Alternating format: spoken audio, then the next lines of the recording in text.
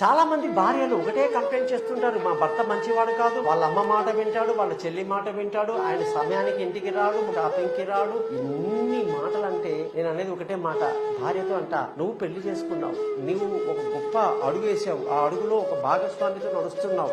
అలాంటప్పుడు ఆ భాగస్వామి చెయ్యి పట్టుకున్నప్పుడు అతనిలో ఉన్న ప్రతి గుణాన్ని నువ్వు అబ్జర్వ్ చేస్తూ అతనితో పాటే నీ జీవితాన్ని కూడా నడపాలి. దానికి నచ్చిన మాటని నువ్వు ఓకే చెయ్యి.